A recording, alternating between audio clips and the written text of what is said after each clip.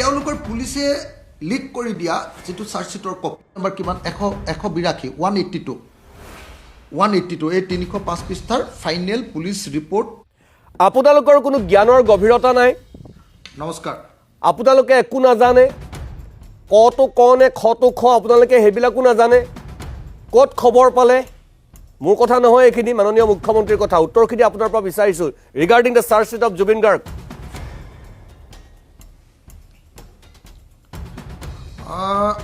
মই জুবিন গাৰ্গৰ আটাইতকৈ ডাঙৰ যিজন অভিযুক্ত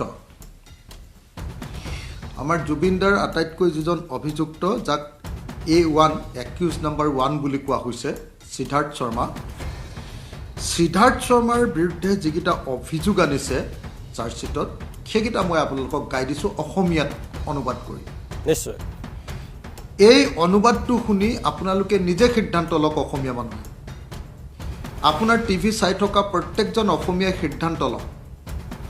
যে আসলতে এইগিটা অভিযোগ নহয় এইগিটা সাক্ষ্য প্ৰমাণ বুলি কৈছে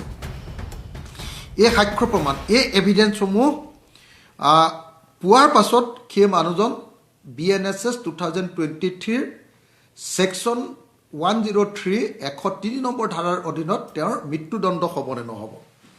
মই গাই দিছো সিদ্ধাৰ্থ শৰ্মাৰ বিৰুদ্ধে থকা অভিযোগবিলাক এটো পেজ নাম্বাৰ 294 চাৰ্জশিট নম্বৰ 14/2025 তাত সিদ্ধাৰ্থ শৰ্মাৰ অভিযোগ বিৰুদ্ধে সাক্ষ্যবিলাক হ'ল 1 ভুক্তভোগীক নিচাগ্ৰস্ত অৱস্থালৈ লৈ গৈ সেই নিচাগ্ৰস্ত আৰু অৱচেতন অৱস্থাত হাতুৰিবলৈ দিয়া তাৰপিছত 2 বুলি মইহে কৈছো দে ইয়াত 2 বুলি লিখা নাই হয় ইয়াত আগফালে এটা ব্ল্যাক স্পট এটা দিছে হা লাইফ জ্যাকেট অবিহনে ভুক্তভোগীক হাতুৰিবলৈ দিয়া 3 চিকিৎসকৰ পৰামৰ্শৰ বিপৰীতে গৈ সাগৰত হাতুৰিবলৈ দিয়া জুবিন গাৰ্গৰ চিকিৎসক ডাক্তৰ হিতেশ বৰুৱাই ভুক্তভোগীক পানী আৰু জুইৰ পৰা আঁতৰত ৰাখিবলৈ পৰামৰ্শ দিছিল আৰু সেই পৰামৰ্শৰ সময়ত অভিযুক্ত A1 একিউজ নম্বৰ 1 তাৰমানে সিদ্ধাৰ্থ শৰ্মাই নিজে উপস্থিত আছিল ডাক্তৰৰ সন্মুখত উপস্থিত আছিল ভুক্তভোগীৰ মৃগী ৰোগ এপিলেপসি ইতিহাস মৃগী ৰোগৰ ইতিহাস থকাৰ পাছতো যাত্ৰাৰ বাবে চিকিৎসাগত সুস্থতাৰ প্ৰমাণপত্ৰ নোলোৱা ভুক্তভোগীৰ বমি হোৱা আৰু মৃগীৰ লক্ষণসমূহ সাধাৰণ গেষ্ট্ৰিকৰ সমস্যাহে বুলি অৱহেলা কৰা ভুক্তভোগীৰ জীৱন শেষ কৰিবলৈ পৰিকল্পনা কৰা আৰু তেখেতৰ পৰা সৰ্বাধিক আৰ্থিক লাভালাভৰ চেষ্টা কৰা শেহতীয়াভাৱে মহাবীৰ একুৱা বুলি এটা পানী কোম্পানী হোটেল হেৰিটেজ আৰু পৰিবহন ব্যৱসায়ত বিনিয়োগ কৰি নিজৰ অৰ্থনৈতিক স্বাৰ্থ পূৰণ কৰা ভুক্তভোগীৰ প্ৰতি কৰিবলগীয়া সকলো দায়িত্ব সঠিকভাৱে পালন নকৰা বিপদত পৰাৰ সময়ত ভুক্তভোগীক উদ্ধাৰ কৰিবলৈ নাযাবলৈ আন সকলোকে আহ্বান জনোৱা আৰু যাব দে বুলি কৈ ভুক্তভোগীক বিপদলৈ ঠেলি দিয়া এতিয়া এই যে যিকিটা সাক্ষ্য প্ৰমাণ এইকিটাই হ'ল এই একিউজজনৰ বিৰুদ্ধে এই অভিযুক্তজনৰ বিৰুদ্ধে এই চাৰ্জশিটৰ পৃষ্ঠা নম্বৰ 294 চাৰ্জশিট নম্বৰ 14/2025 সিদ্ধাৰ্থ শৰ্মাৰ বিৰুদ্ধে দিয়া সকলো সাক্ষ্য প্ৰমাণ এতিয়া আপোনালোকক মই সুধিছো অসমবাসী ৰাইজক যে এই সাক্ষ্য প্ৰমাণকিটা শুনি এইকিটা প্ৰমাণ শুনি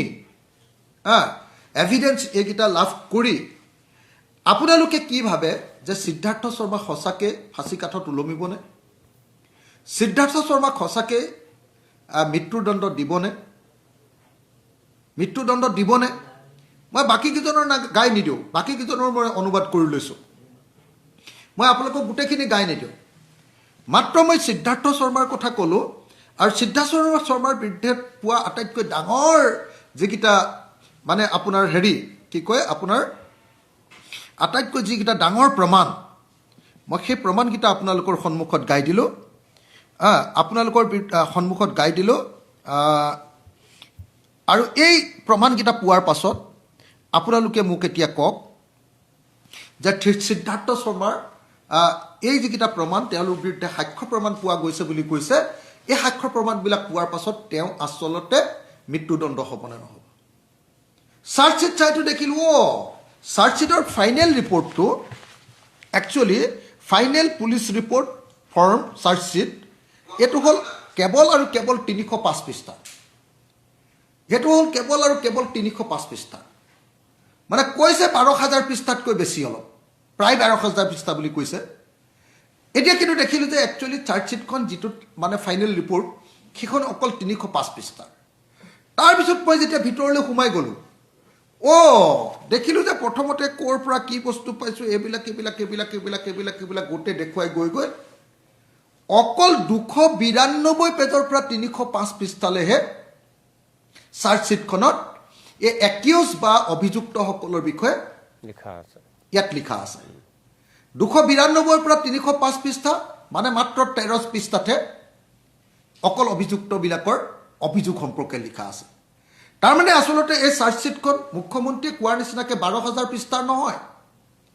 এই চাৰ্জশ্বিটখন 305 পৃষ্ঠাৰো নহয় এই চাৰ্জশ্বিটখনৰ মূল যিটো কণ্টেণ্ট এইটো মাত্ৰ 13 পৃষ্ঠাৰ আৰু সেই 13 পৃষ্ঠা যেতিয়া মই পঢ়িলোঁ পঢ়াৰ পিছত দেখিলোঁ যে মাত্ৰ কেইটামান পৃষ্ঠা কেইটা পৃষ্ঠা মই কৈয়ে দিব পাৰোঁ আপোনাক মাত্ৰ কেইটামান পৃষ্ঠাহে আচলতে চাৰ্জশ্বিট কেইটা পৃষ্ঠা এইটো এটা মানে তলত অকণমান 2টা 3টা 4টা 5টা 6টা এই 6টা পৃষ্ঠাহে আচলতে চাৰ্জশ্বিট 6টা পৃষ্ঠা তাৰ পাছত মেইন একিউজ যি 5জন আছে সেই 5জনৰ বিষয়ে 6টা পৃষ্ঠাতে যি লিখিছে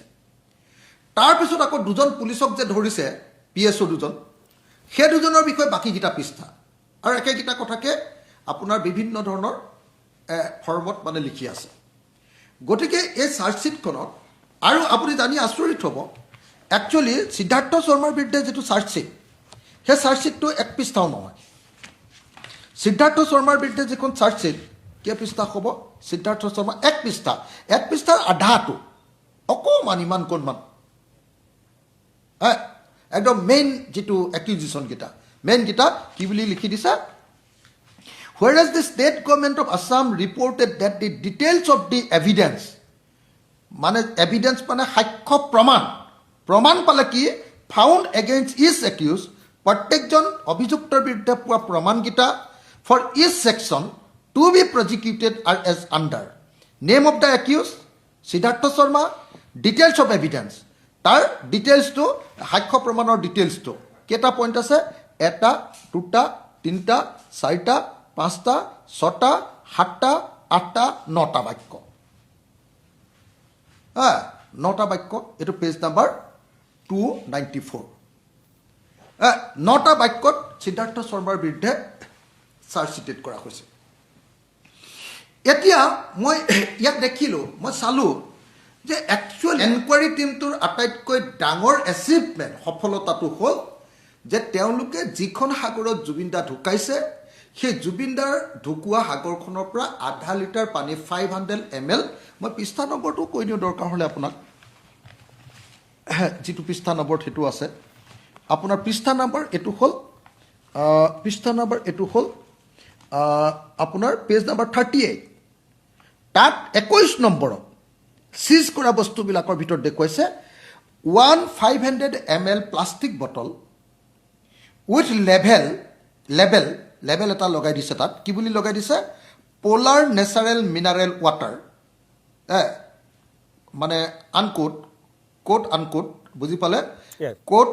polar natural mineral water unquote containing water from the place of occurrence য'ত ঘটনা ঘটিছে তাৰ পৰা অনা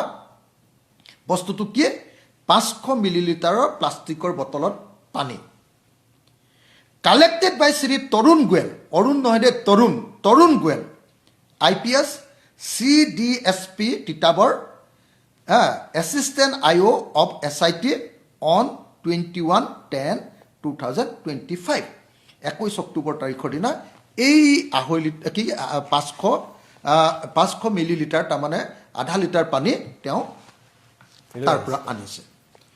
তাৰপিছত মই চালোঁ যে এই এনকুৱাৰী টীমটোৱে আৰু কি বস্তু তেওঁলোকে তাৰ পৰা সংগ্ৰহ কৰিলে তেওঁলোকে আৰু কি বস্তু আনিলে তাৰপিছত মই দেখিলোঁ যে তেওঁলোকে এই বস্তুটো আনিছে আৰু এটা বস্তু আনিছে, সেইটো হ'ল এটা ভিডিঅ' বনাই আনিছে। আমি যেনেকৈ কোনোবা এটা ঠাইলৈ গ'লে মানে ভিডিঅ' এটা বনাই আনো, তেনেকুৱা ধৰণৰ তেওঁলোকে এটা ভিডিঅ' বনাই আনিছে।